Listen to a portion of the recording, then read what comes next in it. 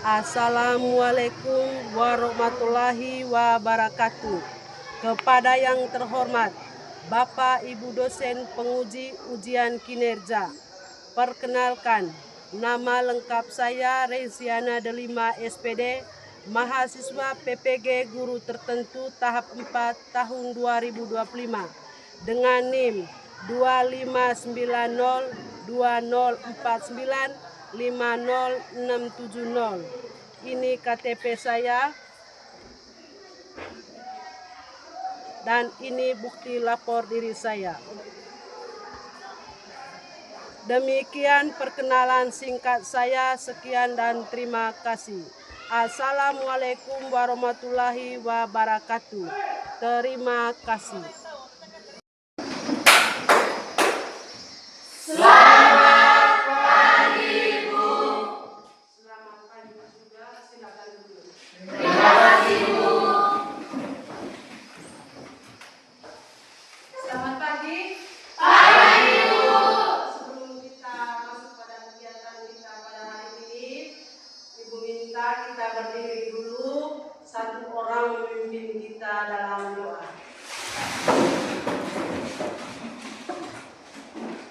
Ibu guru dan teman-teman sekalian, marilah kita siapkan hati untuk berdoa. Dalam nama Bapa dan Putra dan Roh Kudus. Amin. Allah Bapa di dalam surga, puji dan syukur kami haturkan kepadamu atas segala perlindungan dan berkat-Mu, sehingga Engkau mempertemukan kami kembali di kelas ini dalam keadaan sehat walafiat. Allah Bapa di dalam surga, sekarang kami akan mulai aktivitas kami. Sudi kiranya Engkau tetap menjaga dan melindungi kami. Engkau kami puji kini dan sepanjang segala masa. Amin. Terima kasih banyak. Silakan duduk. Terima kasih, Bu. Ibu akan mengecek kehadiran dulu ya. Ya, Bu. Aldi Spansius Anci, Hadir, Bu. Angela M. Bella, Hadir, Bu. Apolonia M. Mamir, Hadir, Bu. Dionysius P. Ardi, Hadir, Bu. Fabiana L. Renli, Hadir, Bu. Heribertus A. Festa, Hadir, Bu. Hilarion F. Famer, Hadir, Bu. Konstantinus A. Dahus, Hadir, Bu. Maria Elian, Hadir, Bu. Martinus A. Bedir, Hadir, Bu. Maria V. Sua, Maxima A. Nadi, Hadir, Bu. Nofresa S. Salih, Hadir, Bu. Paulina L. A. Pangkang, Hadir, Bu. Roberti S. Erun, Hadir, Bu. Serlina Ida A. Hadir, Bu. Triviola G. Hiju, Hadir, Bu. Vanita Lila, Hadir, Bu. Wilfridus A. Peon, Hadir, Bu. Yohanes B. Nosong, Hadir, Bu. Julius A. Dahi, Hadir, Bu. Thomas A. J. Geo, Hadir, Bu. Yudia Hamid. Hadir, Bu. Oke, jumlah siswa kelas 3 IPA 23 orang. Hari ini hadir semua ya? Ya, Bu. Bagaimana kabar hari ini? Baik, Bu. Masih sehat? Masih, Bu. Oke, materi kita hari ini yaitu belajar efektif dan efisien. Bagaimana adik-adik semua sudah siap untuk menerima materi hari ini? Siap, Bu. Oke, sebelum lanjut ke materi, Ibu sampaikan tujuan dari kegiatan kita, itu tujuan umum dan tujuan khusus dari materi belajar efektif dan efisien. Yang pertama itu tujuan umum. Tujuan umumnya itu peserta didik dapat merencanakan belajar secara efektif dan efisien. Yang berikut yaitu tujuan khusus. Yang pertama, peserta didik dapat menjelaskan pengertian belajar. Yang kedua, peserta didik dapat menemukan faktor-faktor yang mempengaruhi belajar, mempengaruhi hasil belajar. Dan yang ketiga, peserta didik dapat memahami strategi belajar efektif dan efisien. Oke, dari tujuan umum dan tujuan khusus ini kita masuk pada materi.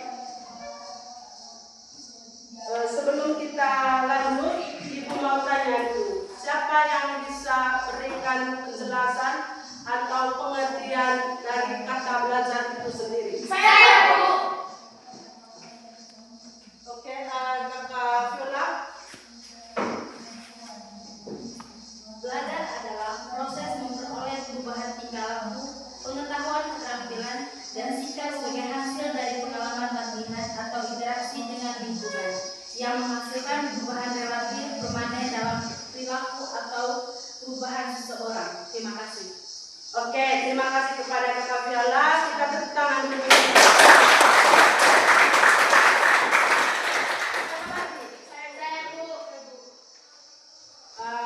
Kakak Liana. Terima kasih atas waktu dan kesempatan yang telah diberikan kepada saya. Menurut pemahaman saya, pengertian belajar itu suatu proses yang dilakukan oleh seseorang untuk memperoleh pengetahuan agar dapat melakukan sesuatu. Terima kasih. Oke, terima kasih. Mari kita lihat video berikut ini tentang belajar efektif dan efisien.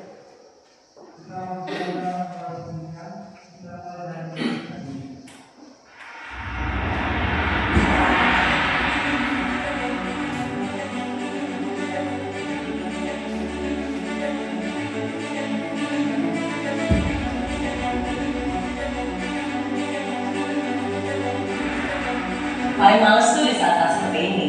Harus belajar untuk ujian. Ujian lagi. Emangnya penting ya? Belajar juga gak ada gunanya kok. Matematika, fisika, sejarah. Udah susah-susah belajar, kok nantinya gak pakai juga. Untuk apa capek-capek ngafalin? Sekarang semua sudah dijadikan mesin. Dulu, saya juga pernah loh berpikir seperti itu. Tapi itu adalah pemikiran yang salah. Belajar bukan untuk ujian, tapi ujian untuk belajar. Hidup sedang menguji kamu. Lihat nggak, serius nggak? Apakah kamu anak yang patuh? Apakah kamu anak yang tangguh?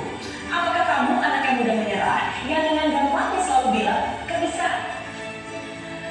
Kalau kamu saja susah menyelesaikan tanggung jawab sebagai pelajar, bagaimana kamu bisa sukses dengan tanggung jawab yang lebih besar?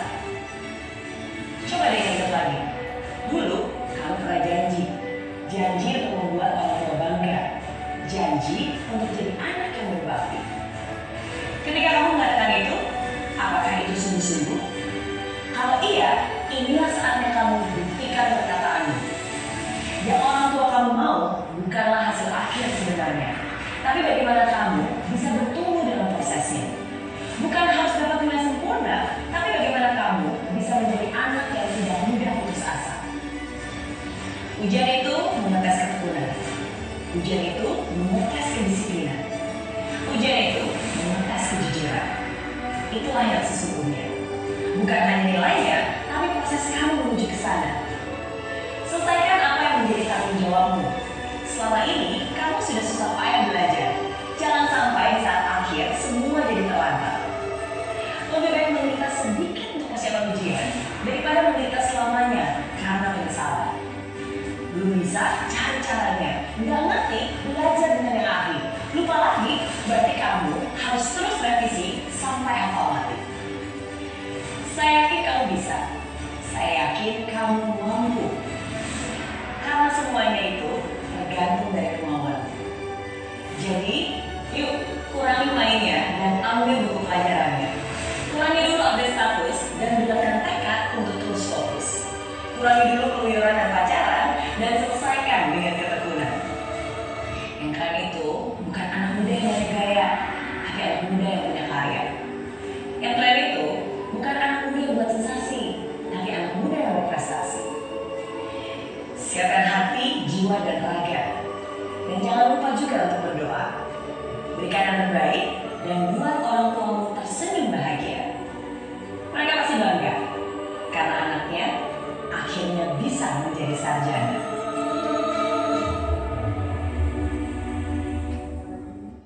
Oke, kita sudah menonton dan mengamati video yang ditayangkan tadi. Ibu mau tanya, bagaimana tanggapan adik-adik semua berkaitan dengan video tadi yang berhubungan dengan materi kita hari ini, yaitu belajar efektif dan efisien. Saya Bu. Rila.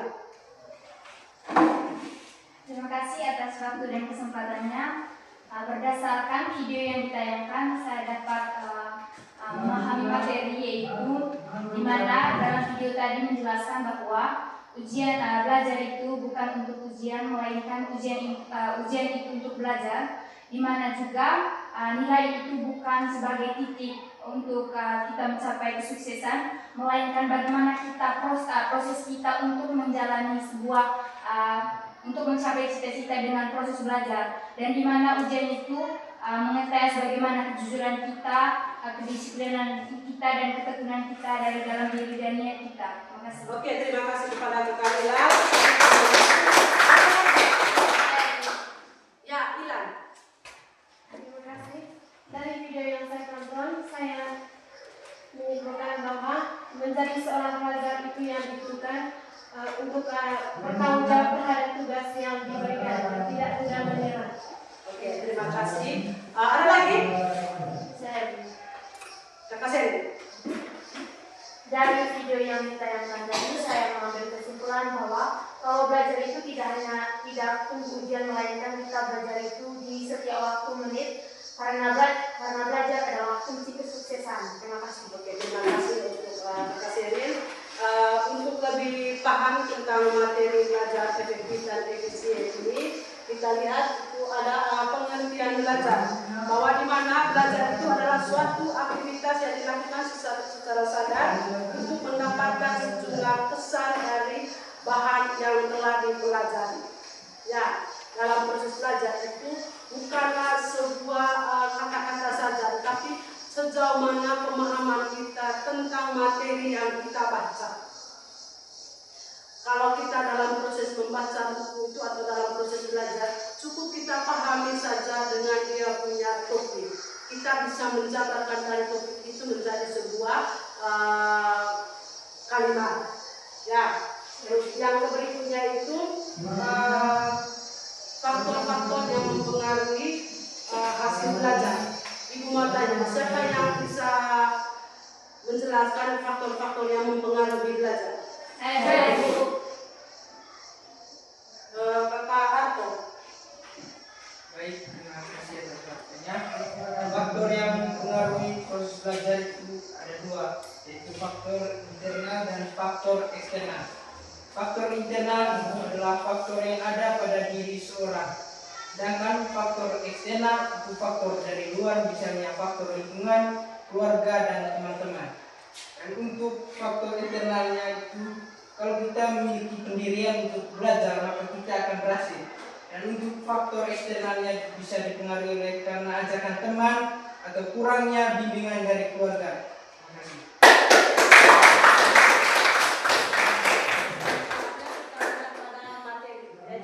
Faktor yang mempengaruhi hasil belajar. Yang pertama tadi itu faktor internal. Dari faktor internal ini berkaitan dengan fisik atau jasmani. Artinya bagaimana kondisi seseorang dalam melakukan belajar itu sendiri. Misalnya, kalau kita dalam keadaan fisik kita dalam keadaan sehat, tentu hasil belajar yang kita lakukan itu akan mendapatkan hasil yang baik. Nah, sebaliknya juga, kalau dalam kondisi fisik atau jasmani kita itu tidak baik atau kurang sehat, tentu hasil belajarnya juga tidak baik. Yang kedua itu psikis atau kejiwaan. Artinya apabila kondisi kejiwaan seseorang itu baik, maka hasil belajarnya juga akan baik. Nah, yang berikutnya itu ada kemauan atau niat. Nah, dalam proses belajar itu tentu kembali kepada niat pribadi kita.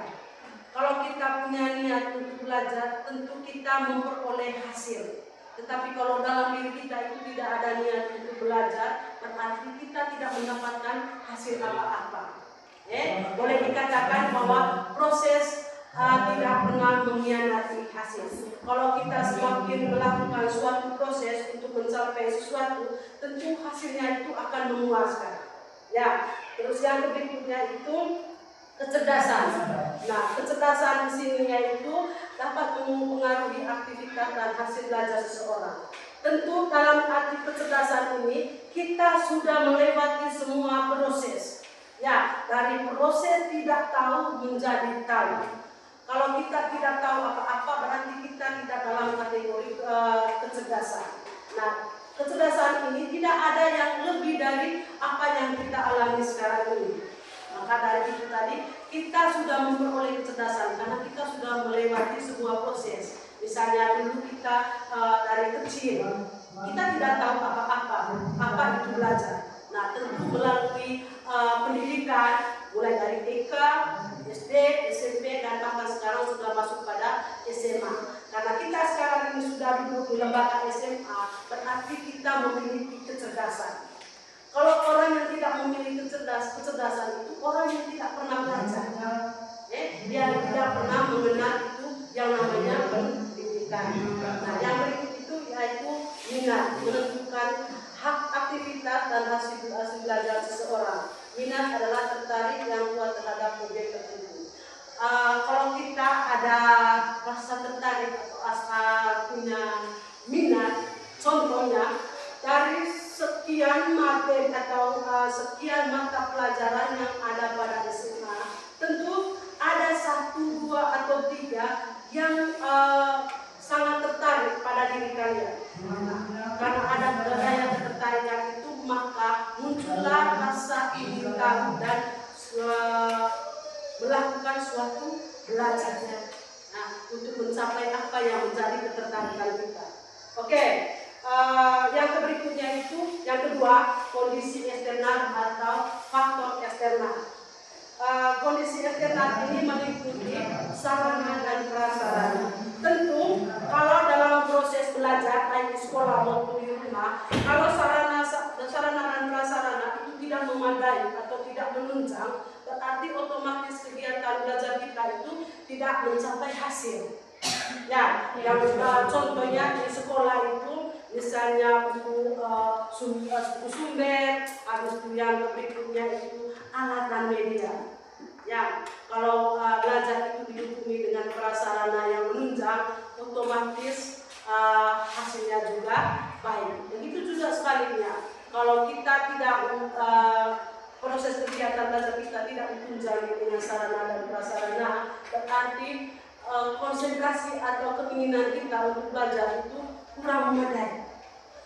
Jangan dari sekolah, di rumah pun kita harus menyiapkan sarana dan prasarana. Misalnya harus punya ruangan tersendiri untuk proses belajar. Ada meja belajar, ada kursi, ada lampu. Karena kalau kita di rumah itu tidak mungkin belajar dalam situasi keramaian. Tentu kita harus mencari ruangan khusus.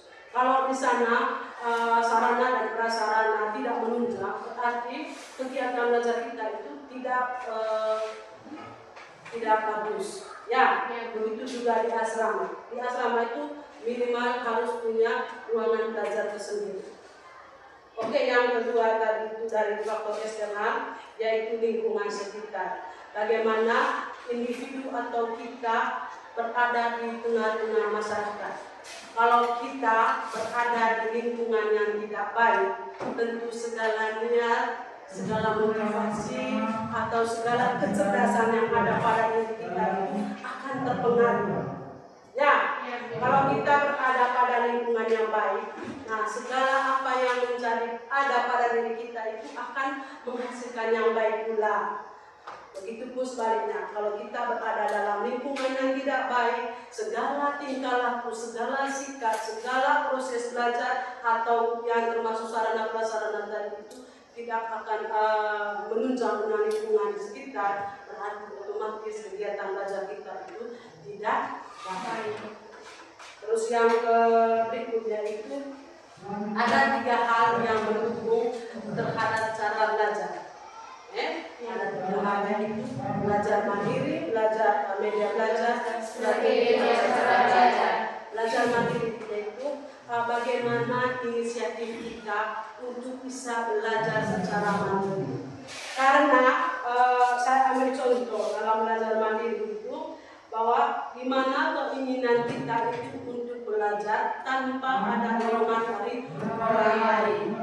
Seperti contoh tadi, misalnya kalian mau belajar, tidak harus tunggu bapak ibu guru yang menyuruh. Atau sebaliknya dalam tahap perkembangan anak itu, misalnya anak bayi, berarti dia itu cocoknya harus disuap oleh orang tuanya karena dia belum tahu apa-apa, masih dalam tahap belajar. Beda kalau orang yang sudah tua, tidak harus tunggu disuap. Hanya cukup kamu makan dengan inisiatif sendiri, dan berarti kamu harus menyiapkan makanan sendiri. Itu juga belajar. Nah, usia kamu sekarang sudah pada level tinggi, karena sebentar lagi masuk perguruan tinggi. Kamu ini sudah SMA, berarti inisiatif dari dalam diri itu harus ada. Jangan tunggu disuruh baru belajar. Oke, yang kedua tadi itu media belajar. Nah, media belajar itu membantu kita untuk belajar. Ketika kamu datang ke sekolah, kamu tidak membawa peralatan-peralatan yang mendukung kegiatan belajar di sekolah. Tentu sampai di sekolah, segala pikiran itu tidak fokus pada belajar, karena segala penunjang atau faktor pendukung dalam kegiatan belajar tidak sama sekali. Ya, berarti di sini segala media yang perlu pada saat belajar itu harus disiapkan dengan dari poin, buku atau media-media lain. Ya, terus yang ketiga yaitu strategi atau cara belajar. Dalam diri tiap individu atau siswa itu dia harus mempunyai strategi. Ya, misalnya hari ini dia belajar dengan strateginya sendiri, tetapi tidak pernah ada hasil. Berarti dalam diri harus bisa sadar bahwa strategi yang saya buat ini tidak baik. Berarti harus bisa digantikan dengan strategi yang lain. Misalnya dari awal itu kamu belajar tidak patok pada jam. Itu kalau di rumah belajar tidak patok pada jam. Kapan saja mau belajar, tidak berpatok pada jam. Sehingga ada yang belajar sampai larut malam. Tetapi kalau kita punya cara atau strategi yang baik, misalnya dengan membuat schedule jam-jam untuk membaca, karena belajar itu tidak hanya dengan membaca buku, tetapi belajar itu dengan mengerjakan tugas, habis itu dengan membuat karya tulis atau apa, itu semua dikategorikan dalam belajar. Untuk strategi itu tadi kembali kepada diri kita sendiri. Yang berikutnya itu ini strategi belajar efektif dan efisien. Siapkan buku materi pelajaran, mulai dari belajar buku paketan, buku catatan dan sebagainya. Oke, sampai di sini sudah paham? Sudah. Ibu minta kita buat kelompok untuk mengerjakan atau mendiskusikan materi ini sebentar. Silakan bergabung dalam kelompok.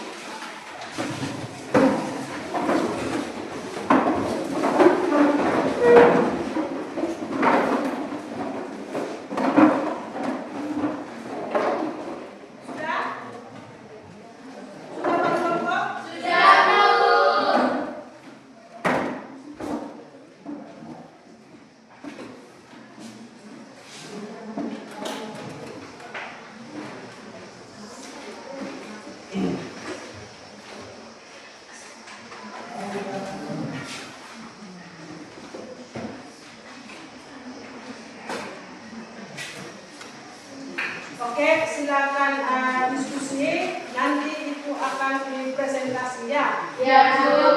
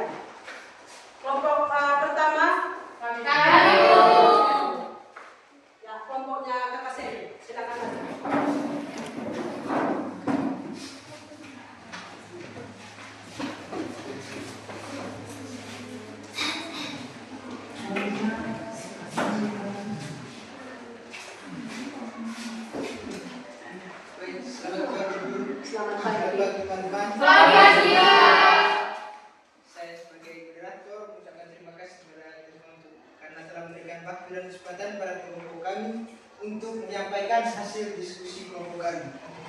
Kesempatan berikutnya saya berikan kepada teman saya untuk menyampaikan hasil diskusi kelompok kami. Terima kasih kepada moderator yang telah memberikan waktu dan kesempatan untuk saya. Baik, saya akan mempresentasikan hasil diskusi dari kelompok kami. Nomor 1, tuliskan 5 hambatan utama yang kalian temukan. Yang pertama, media sosial. Yang kedua, game. Yang ketiga, rasa malas. Yang keempat, bosan. Yang kelima, tidak mood. Nomor 2, pilih 2 hambatan paling berbahaya dari hasil fase 1. Kemudian diskusikan dan tuliskan strategi itu untuk mengatasinya. A. Solusi kreatif kelompok kami hambatan media sosial. Strategi yang dilakukan yang pertama, pembatasan waktu. Atur batas waktu harian penggunaan media sosial. Tujuannya mengontrol durasi agar tidak berlebihan. Yang kedua, jadwal khusus. Tentukan waktu kapan media sosial boleh digunakan, misalnya setelah tugas selesai atau saat istirahat. Tujuannya membentuk kebiasaan penggunaan yang teratur. Yang ketiga, matikan notifikasi. Menaktifkan notifikasi yang tidak penting. Tujuannya mengurangi godaan untuk membuka aplikasi yang tidak penting. Yang ke B, solusi kreatif kelompok kami hambatan rasa malas. Strategi yang pertama, membuat target kecil, misalnya belajar 10 menit, menulis 1 paragraf, merapikan meja selama 5 menit. Tujuannya membantu menjaga fokus tanpa merasa lelah. Yang kedua, mengatur lingkungan belajar. Misalnya, rapikan meja, jauhkan HP, pilih tempat tenang. Tujuannya lingkungan yang nyaman meningkatkan semangat.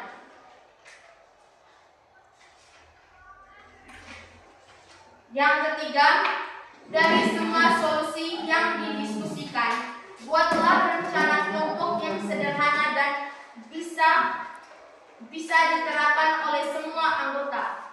Misi, meningkatkan fokus belajar dengan cara, contohnya mengurangi penggunaan media sosial selama waktu belajar.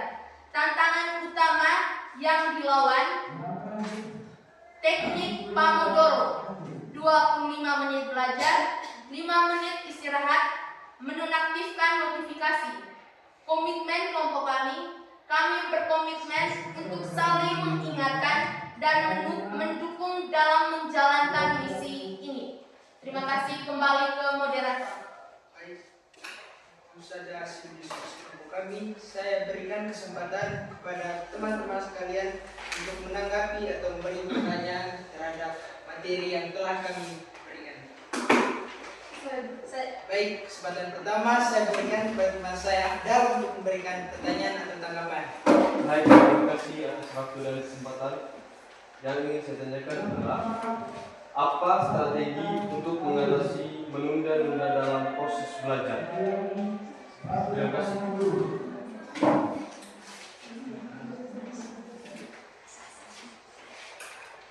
Baik, saya akan menjawab pertanyaan dari Kakak. Pertanyaannya tadi, apa strategi untuk mengatasi menunda-nunda dalam proses belajar? Jawaban yang pertama, belajar dengan pola 25 menit fokus dan 5 menit istirahat. Metode ini membantu otak tetap fokus tanpa merasa terbebani waktu panjang. Yang kedua, belajar di waktu yang sama setiap hari agar tubuh dan pikiran terbiasa. Jadi, kesimpulannya, untuk mengatasi menunda-nunda belajar diperlukan kombinasi strategi seperti mengatur waktu, membuat target kecil, membangun kebiasaan belajar, mengurangi diskriminasi, menggunakan sistem penghargaan serta memiliki motivasi yang jelas. Baik, mungkin ada tanggapan dari Kakak. Dapat. Mungkin masih ada teman-teman yang ingin bertanya atau memberi tanggapan, kami berikan kesempatan. Baik, pada teman saya Bella ingin memberikan pertanyaan dan tanggapan. Baik, terima kasih atas waktu yang diberikan kepada saya. Pertanyaannya, bagaimana cara mengurangi rasa malas dalam proses belajar yang efektif? Terima kasih.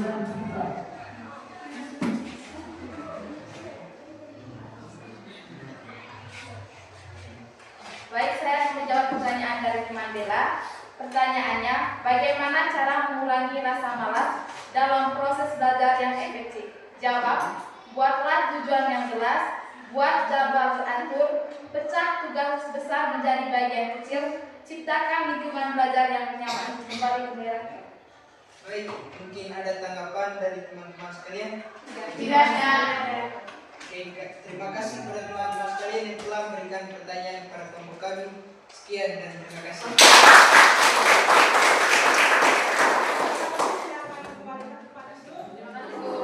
Kesempatan berikutnya tambah satu kelompok lagi untuk mempresentasikan hasil diskusi kelompok. Kelompok mana yang kelompok 2, kelompoknya Karila.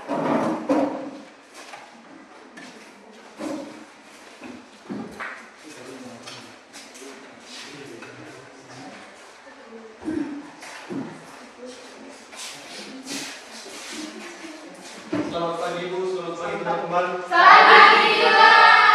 Terima kasih atas waktu dan kesempatan yang telah diberikan kepada kami.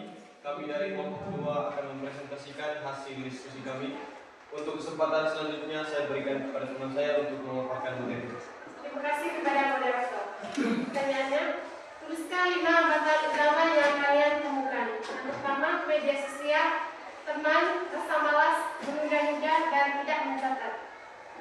Nomor 2, A. Solusi kreatif kelompok. Hambatan media sosial. Strategi mengurangi penggunaan media sosial dan membuat jadwal belajar. Mengatur waktu belajar, buat jadwal terstruktur, cari suasana belajar yang mendukung, serta perubahan perilaku dan pola pikir, dan jauhkan perangkat. B. Solusi kreatif kelompok kami, hambatan rasa malas. Strategi meningkatkan rasa ingin tahu tentang hal baru yang bermanfaat, serta meningkatkan literasi belajar. Memahami akar masalah, mengatur tujuan yang jelas dan terukur, menciptakan lingkungan yang mendukung. Yang ketiga, dari solusi yang didiskusikan, buatlah rencana kelompok yang sederhana dan bisa segera diterapkan oleh semua anggota. Misi, meningkatkan fokus belajar dengan cara, contoh mengurangi penggunaan media sosial selama waktu belajar. Tantangan utama yang dilakukan yaitu tidak bisa mengatur waktu belajar karena waktu belajar. Maka dari itu kami menggunakan strategi yang untuk teknik Pomodoro, yaitu 25 menit belajar, 5 menit istirahat, dan menonaktifkan notifikasi. Terima kasih. Kembali. Terima kasih kepada pemateri sudah memaparkan materinya. Oke, kita masuk ke sesi tanya jawab. Untuk kesempatan selanjutnya saya berikan kepada teman-teman. Mungkin ada pertanyaan atau apa. Saya persilakan kepada kalian untuk bertanya. Oke, terima kasih atas waktu dan kesempatan yang telah diberikan kepada saya. Yang saya ingin tanyakan, mengapa tidak mencatat dikategorikan salah satu faktor hambatan dalam proses belajar siswa. Terima kasih.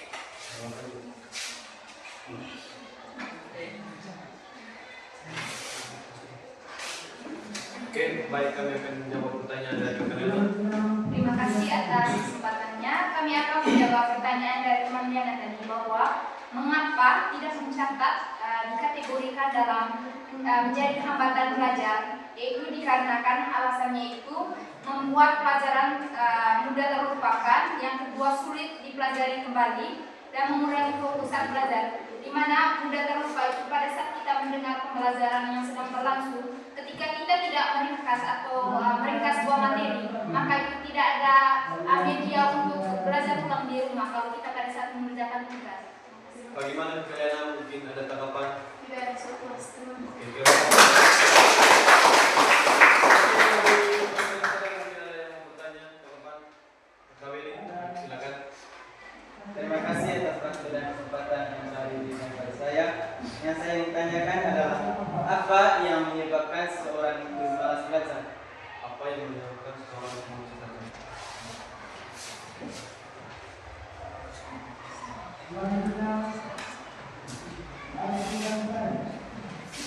Baik, kami akan menjawab pertanyaan dari Kak Willy. Terima kasih atas kesempatannya. Pertanyaan dari KKB tadi, apa penyebab terciptanya rasa malas dari setiap orang? Di mana ada beberapa faktor yang sebagai penyebab adanya atau munculnya itu rasa malas pada diri seseorang. Yang pertama tadi yaitu yang sudah Ibu paparkan materinya tadi, yaitu ada faktor internal dan faktor eksternal. Di mana faktor internalnya itu dari dalam diri, di mana kalau kita tidak memiliki niat untuk melakukan belajar atau proses belajar, maka hasilnya itu tidak akan baik. Sedangkan faktor eksternalnya itu dari luar, contohnya itu lingkungan. Ketika lingkungannya itu tidak nyaman atau tidak mendukung, maka proses belajarnya itu juga tidak nyaman. Yang kedua itu sarana dan prasarananya jika tidak memadai, maka proses belajarnya juga tidak akan nyaman atau tidak akan berlangsung dengan baik. Yang ketiga tadi itu faktor orang tua. Ketika ada tekanan dari orang tua, mungkin kita akan terasa beban untuk mengikuti belajar. Terima kasih. Baik, kami ini mungkin ada tanggapan atau kritikan. Oke, baik. Terima kasih untuk teman-teman. Sudah kami akan menutupi diskusi ini. Kami dari kelompok peluang mengucapkan terima kasih. Semua silakan kembali ke tempat dulu. Oke, terima kasih untuk presentasi dari setiap kelompok.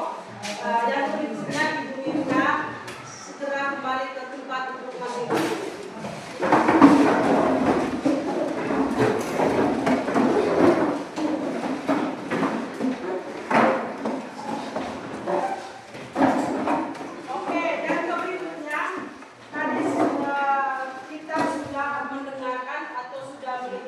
Bahwa materi kita hari ini yaitu belajar efektif dan efisien. Tadi kita sudah menonton bagaimana Meridiana itu menyampaikan tentang belajar.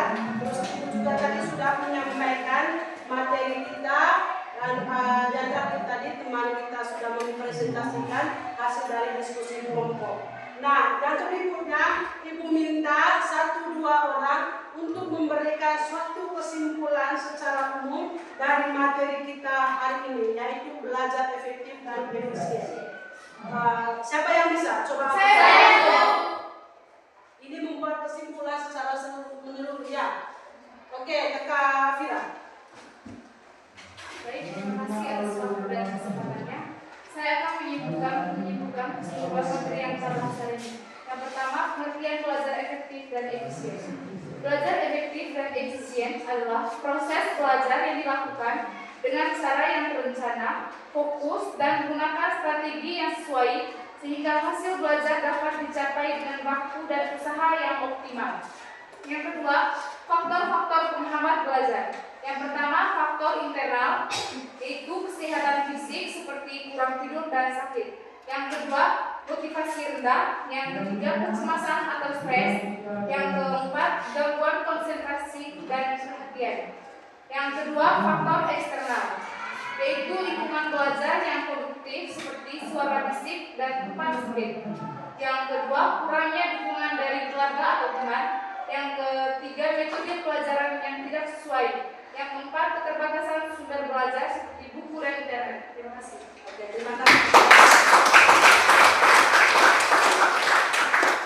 Satu orang lagi untuk memberikan kesimpulan. Saya Kakak Enjel.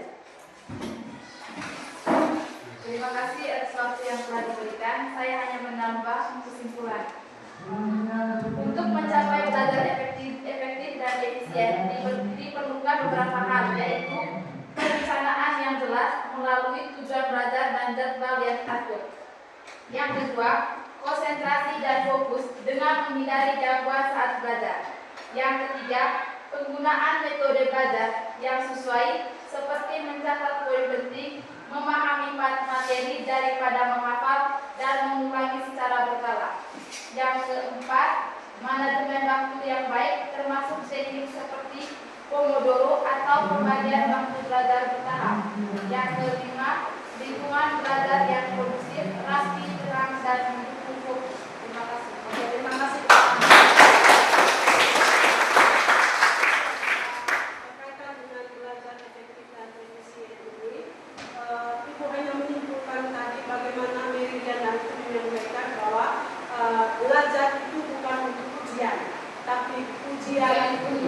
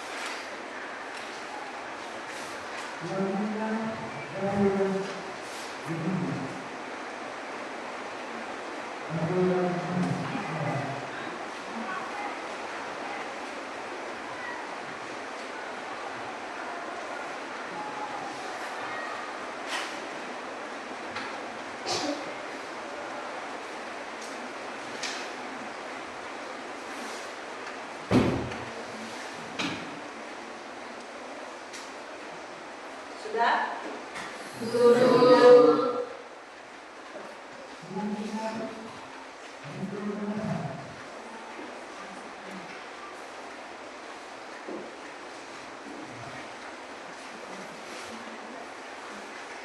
Sudah?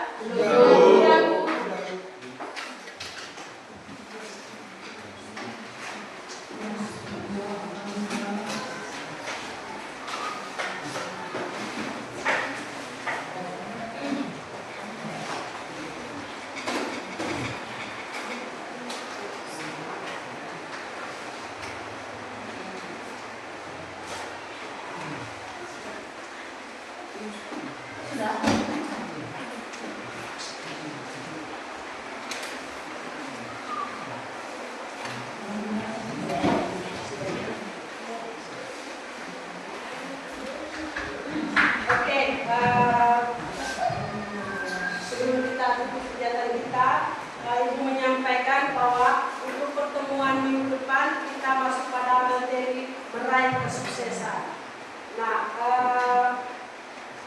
yang perlu pesan dari Ibu dalam melakukan apapun, dalam suatu proses pencapaian tujuan atau hasil itu, kita jangan lupa bahwa hadirkan Tuhan, bahwa dalam melakukan apapun tetap campur tangan Tuhan. Nah, dalam diri kita itu kalau kita melakukan sesuatu, kita harus yakin dan percaya bahwa apa yang saya lakukan ini akan mencapai hasil yang memuaskan. Dengan hasil itu bahwa Tuhan juga hadir melalui proses yang kita lakukan.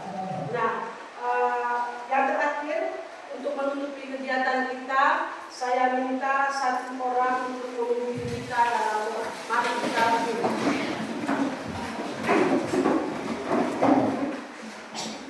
Ibu guru serta teman-teman sekalian, marilah kita siapkan hati dan batin kita untuk berdoa. Dalam nama yang kudus. Amin. Allah Tritunggal Maha Kudus, Bapa, Putra, dan Roh Kudus, tak henti-hentinya kami mengucapkan puji syukur serta perlindungan-Mu dari awal pembelajaran kami tadi. Semoga apa yang diajarkan oleh Ibu dan Bapak Guru dapat kami pahami dengan baik. Nama-Mu kami puji, kini dan sepanjang segala masa. Amin. Oke, terima kasih banyak. Silakan Ibu.